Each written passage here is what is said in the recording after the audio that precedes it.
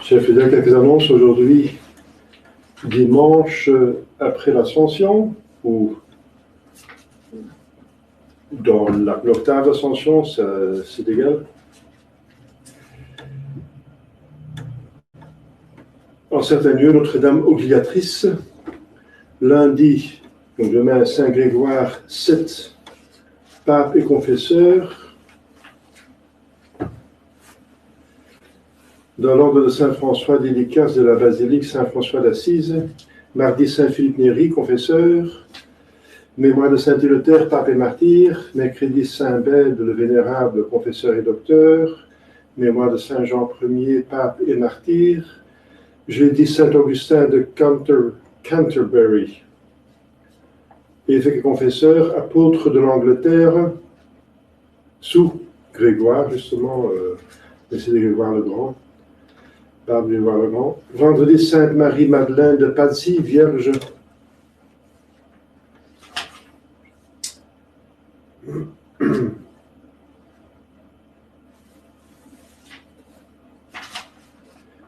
Samedi, Vigile de la Pentecôte.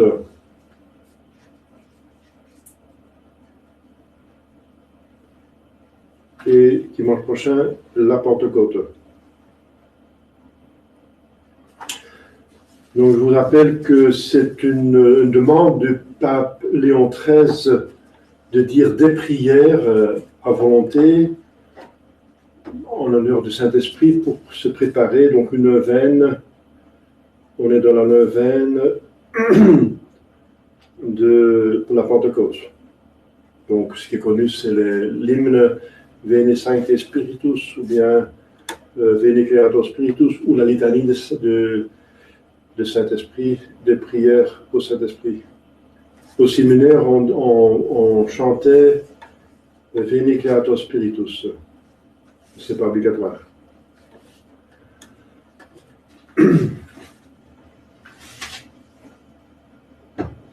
Au nom du Père et du Fils et du Saint-Esprit, ainsi soit-il. Chers fidèles, l'évangile d'aujourd'hui, c'est encore, on va à notre Seigneur Jésus-Christ qui prépare les apôtres à la venue du Saint-Esprit. Je vous envoie l'Esprit de vérité. Je vous envoie de la part du Père. Mais c'est très riche, n'est-ce pas, cet enseignement. C'est l'évangile de Saint Jean. Alors, ce texte même résout déjà le problème du schisme avec les orientaux. Les orientaux refusent que l'Esprit Saint vient du Fils. Ils refusent le filioque, le et du Fils. Nous disons, l'Esprit Saint vient du Père et du Fils. Ils refusent ce et du Fils. Ils disent, il vient du Père, point final. Eh bien, Jésus-Christ lui-même, il dit, quam ego mitam vobis, que moi, je vais vous envoyer. Que moi, je vais vous envoyer. De la part du Père. Donc, il vient du Père et du Fils. C'est clair? C'est l'esprit de vérité. Et justement, c'est un deuxième témoignage que ça vient de Jésus-Christ, de la deuxième personne, puisqu'il est la vérité dans la Sainte Trinité. Le Père de la Sainte Trinité est la substance, la deuxième personne est la vérité, exprimée en Dieu, le Verbe, et le Saint-Esprit est l'amour en Dieu, exprimé en Dieu, donc le souffle entre le Père et le Fils. Alors l'Esprit de vérité, ben c'est lui la vérité. Il est la vérité incarnée, la vérité divine, la vérité. La vérité. Il y a une seule parole en Dieu. Un seul verbe. Et ce verbe est Dieu. Quand Dieu dit Dieu, tout a été dit, donc il n'a pas besoin encore d'un autre langage. Il n'y a en Dieu qu'un seul langage, c'est le verbe. Le Père n'a qu'un fils. Donc il n'y a qu'un verbe en Dieu. En Dieu, tout est parfait et tout est un. Donc l'esprit de vérité, pas d'une vérité, mais de vérité, de la vérité, c'est bien encore, ça vient de lui. c'est l'esprit de vérité. Et c'est l'esprit, justement, on a pensé, c'est l'esprit d'amour. Mais bien sûr. Mais justement, c'est en même temps l'esprit de vérité. Il est amour, mais il vient du Fils. Et sans le Fils, il n'y a pas de Saint-Esprit. Parce que c'est l'esprit de vérité.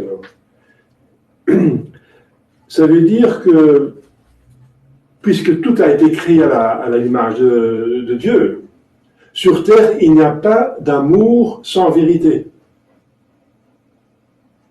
Il faut bien comprendre l'union intime entre l'amour et la vérité. Et l'amour véridique, bien sûr. L'amour par excellence, c'est l'Esprit Saint. Il vient du Fils, du Père et du Fils. Donc le Père, c'est en Dieu l'intelligence divine, infinie, qui pense à l'être. Et l'être, c'est Dieu, parce que Dieu dit « je suis qui suis ». Et qui exprime cette vérité.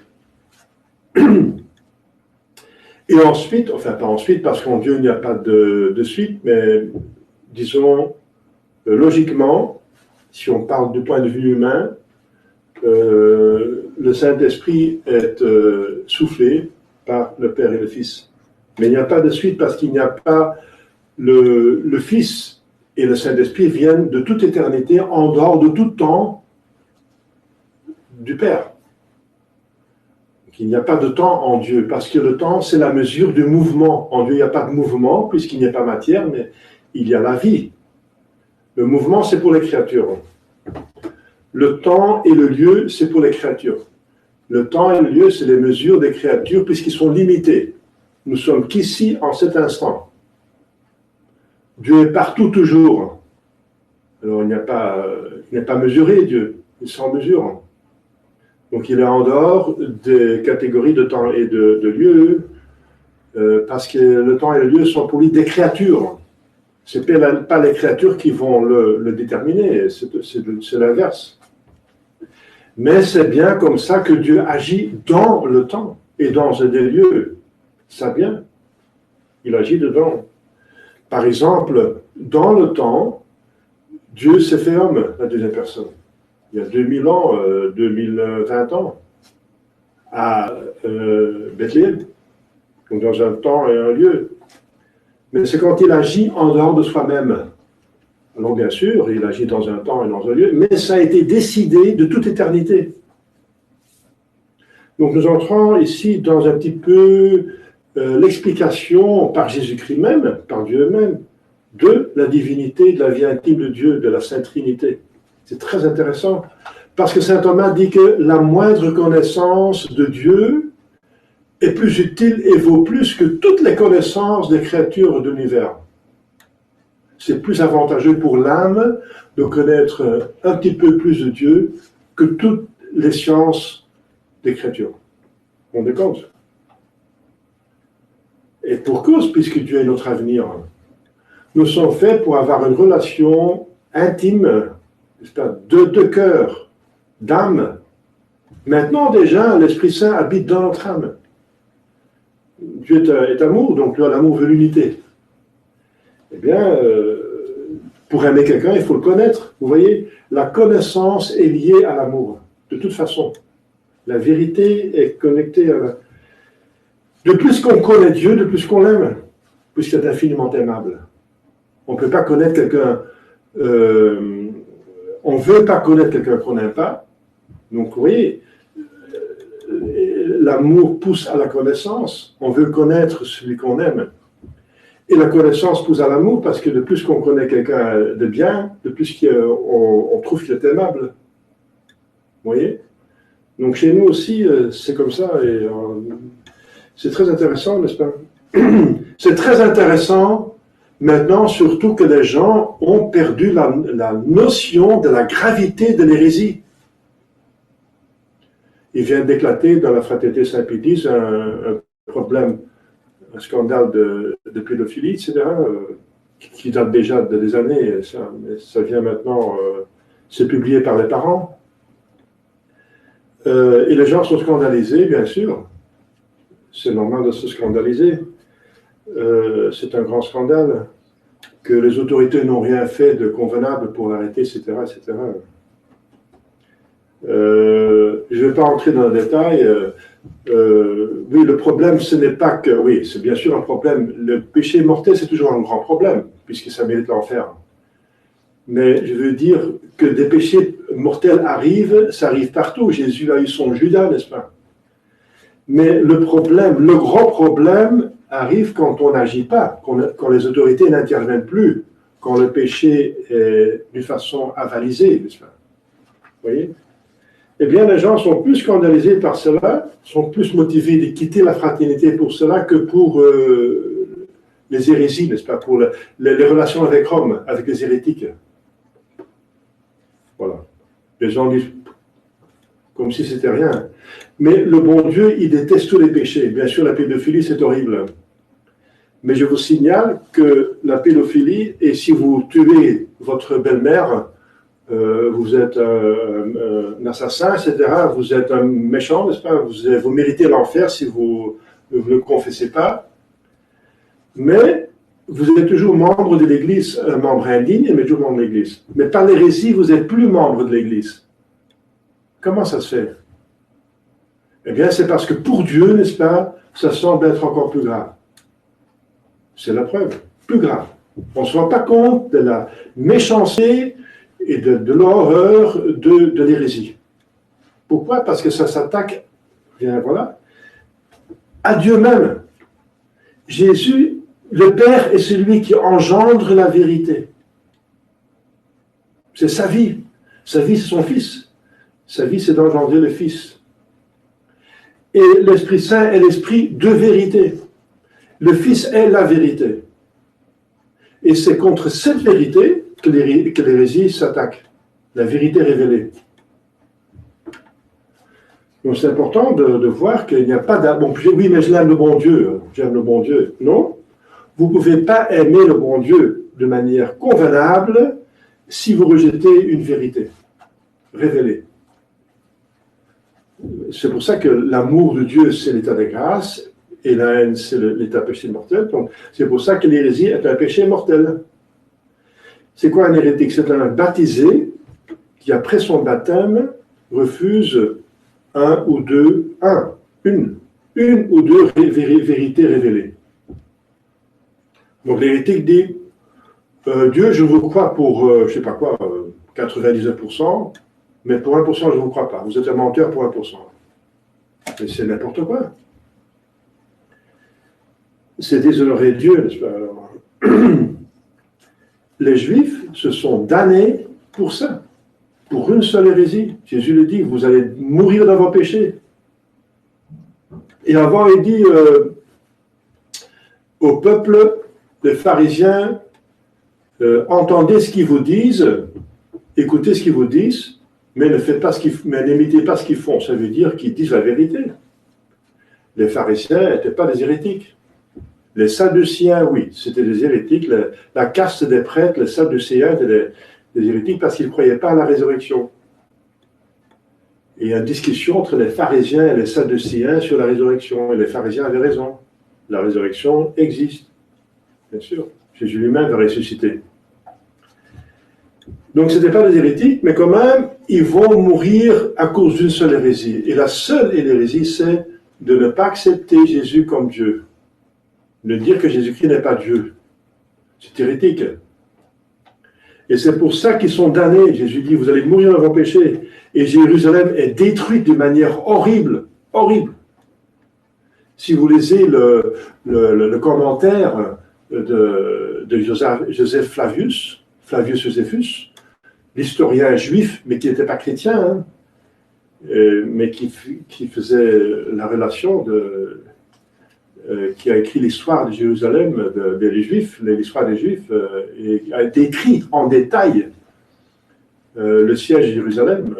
C'est les horreurs. De faim, les femmes et les hommes mangeaient leurs propres enfants. Ils se battaient pour un enfant pour pouvoir le manger, etc. Donc, je ne vais pas entrer dans les détails, mais ça suffit. Mais je veux dire, Jésus-Christ lui dit que l'horreur sera le pire dans l'histoire humaine. Il n'y a jamais été telle souffrance, il n'y aura jamais une telle souffrance qu'à ce moment-là.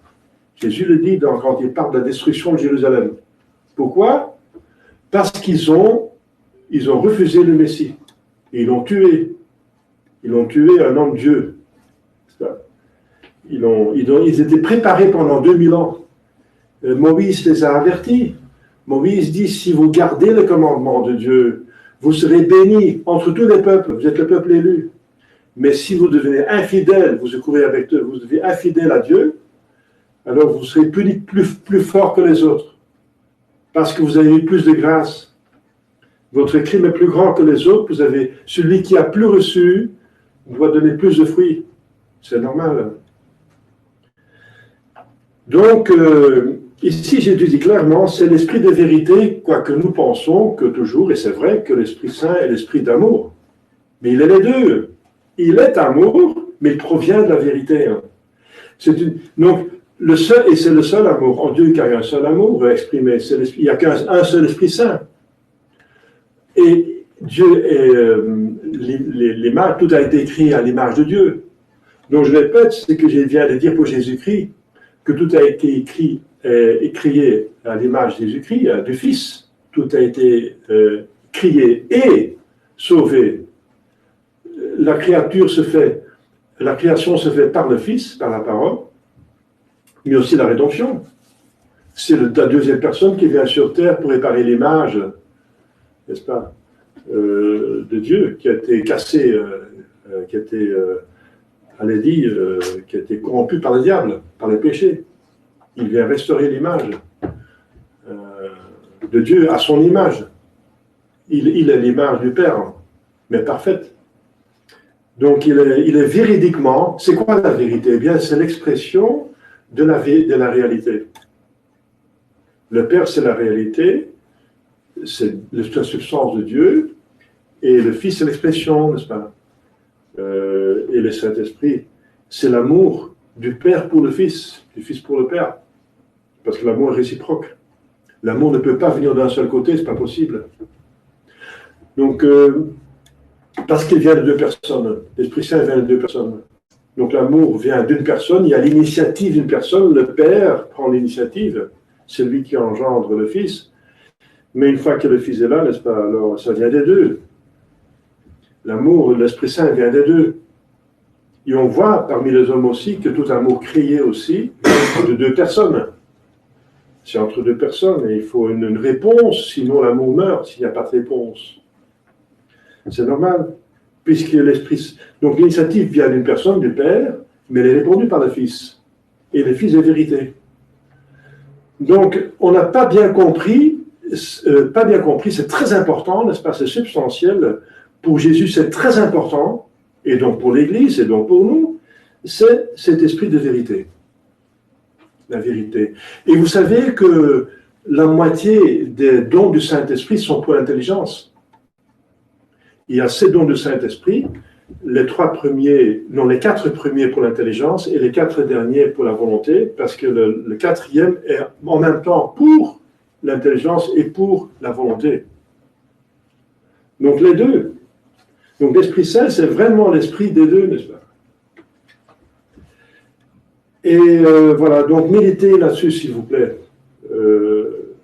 parce que ça plaît à Dieu, n'est-ce pas, que la vérité est tellement importante, que Jésus-Christ, dans le plus profond de son âme, est vérité. Il est le Verbe. Plus que son âme, parce que son âme, c'est encore humain. Si on parle d'âme, on parle d'humain, mais il est Dieu. Dans le plus profond de son âme, il est Dieu, n'est-ce pas? Et dans sa divinité, il est vérité. Il est dans Dieu, la vérité exprimée. Donc, je viens de dire, la vérité, c'est l'expression de la réalité. Dieu est la vérité, il dit à Moïse, je suis qui suis. Il n'est pas celui, je suis qui est, comme s'il parle d'une troisième personne, parce qu'il n'y a qu'un seul cas. Il n'y a qu'un seul cas dans l'univers d'un être qui existe de soi-même, qui est existence. Il est l'existence. Toutes choses existent, toutes choses que nous voyons autour de nous existent, mais il y a un seul être qui est existence, et c'est Dieu. C'est pour ça qu'il dit je suis qui suis. parce qu'il parle de soi en première personne, singulier, parce qu'il y a un seul être seulement qui existe de soi-même. Et c'est Dieu. Donc il est l'être. Et il est l'origine de tout autre être. Il est l'être par excellence. Il est tout être. Il ne peut ne pas être. Il ne peut pas ne pas être, je veux dire. Puisque c'est le contraire de soi-même. C'est pour ça qu'il est tout être. Mais il est alors seulement tout être. C'est pour ça qu'il est. Alors, c'est la preuve qu'il est. Alors, c'est pour ça qu'il est parfait. Puisqu'il ne lui manque rien. Il ne manque pas un être, quelque chose dans l'être. Donc, il est toute perfection. Donc, si Dieu dit à Moïse, je suis qui est, ça veut dire qu'il est l'existence, qu'il est la source de toute existence et qu'il est toute perfection infinie. Il faut bien comprendre ça. Eh bien, le Fils, c'est l'expression, la vie de Dieu, c'est penser et aimer. C'est ça la vie de Dieu. C'est la vie d'un esprit. Un esprit a trois capacités, comme nous. Saint Augustin dit, si vous voulez comprendre un petit mieux la Sainte Trinité, regardez votre âme, parce que votre âme, c'est l'image de Dieu. Eh bien, votre âme, c'est une substance spirituelle. Et la intelligence, mémoire, volonté. Le Père, le Fils et le Saint-Esprit. C'est l'image de la Sainte Trinité en nous. Donc, la vérité, c'est l'expression de la vérité, de la réalité, pardon. La vérité, c'est l'expression de la réalité. Le Fils, c'est l'expression du Père. Et cette vérité, cet être qui est exprimé de la vérité est tellement aimable, infiniment aimable, et que Dieu aime. Il exprime cet amour. Il exprime cet amour, et cet amour exprimé de la vérité, donc de la réalité exprimée, est l'Esprit Saint. L'Esprit Saint en Dieu, c'est l'amour infini de Dieu pour cette vérité exprimée en Dieu de son être. Voilà. Maintenant, vous avez tout. L'être, la vérité et l'amour.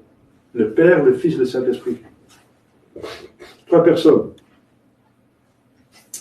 Alors, parce que tout le monde aime l'amour. L'amour est aimable. Dieu dit, je suis amour, bien sûr, puisqu'il est Esprit Saint et Dieu.